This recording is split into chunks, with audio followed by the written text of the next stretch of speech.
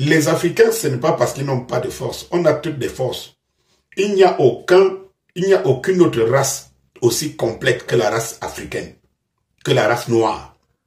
Aucune autre race aussi complète que la race noire. Dites-le à vos enfants. Transmettez à vos enfants cette réalité. Qu'il n'y a aucune autre race complète dans ce monde, sur cette terre, que la race noire.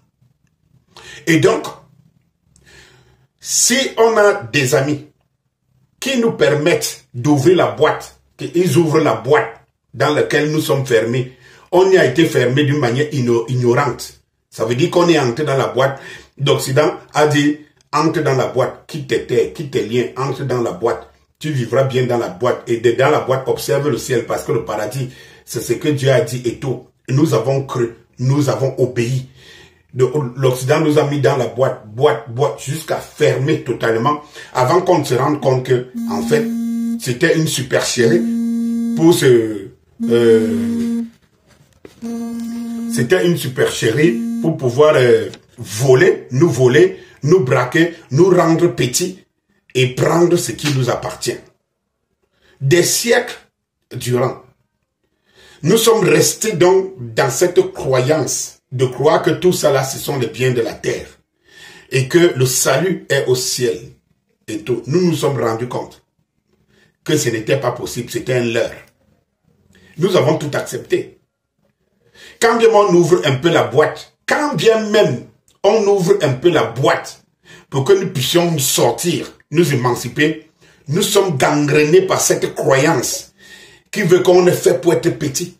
Et on se préfère serrer dans cette boîte, dans cette petite boîte, je veux dire transparente, où on regarde le monde étant enfermé dans la boîte et on voit comment ceux qui savent ce que c'est sont en train de jouer. C'est aussi comme ça compliqué de libérer. Quand vous êtes sous l'emprise d'un gourou, il est compliqué de vous libérer. Quand bien même on vous démontre que il va vous en manipuler. Il est entré dans votre subconscient. Il y a implanté une forme de voir des choses. Vous avez du mal. Il faut beaucoup de temps pour vous rendre compte que, mais vous étiez où? Vous étiez inoptisé. C'est de ça que vivent les Africains. Il faut les comprendre. Et c'est pour cela que nous donnons le devoir de marteler, de réveiller, de taper et toquer dans la petite boîte là pour dire, sors, tu es libre. Sors, tu es libre. Et c'est pour ça que nous sommes des amis de la Russie. Parce qu'en fait, la Russie n'a aucun intérêt que nous restons dans la boîte. Oui. Parce qu'en fait, celui qui nous a enfermés n'ouvrira jamais la boîte de lui seul. Ce n'est pas de son intérêt. La Russie vient pour ses intérêts. Et elle préfère nous libérer pour qu'on puisse traiter avec elle. C'est aussi simple que ça. Si quelqu'un n'a pas compris le phénomène de la boîte, c'est qu'il ne comprend, je ne sais pas. Et tout.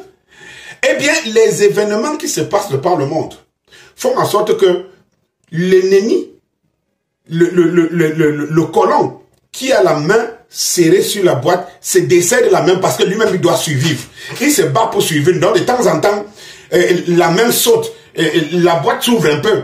Et la Russie fonce pour pouvoir ouvrir totalement la boîte pour qu'on s'ouvre.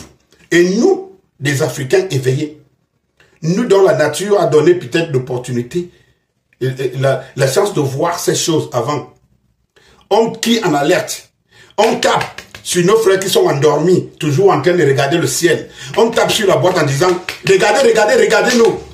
Et la Russie est en train de nous ouvrir la boîte. Sortez pour la liberté. Sortez pour la liberté. Parce que vous avez tout. Celui qui vous a enfermé sur la boîte physiquement n'est pas plus fort que vous. Intellectuellement n'est pas plus fort. Moralement n'est pas plus fort. Il a réussi à vous faire croire à quelque chose. Et lui s'est assis sur ce que vous croyez qu'il était éphémère. Réveillez-vous. Ça, c'était ce que je voulais vous dire ce matin sur le phénomène de la boîte.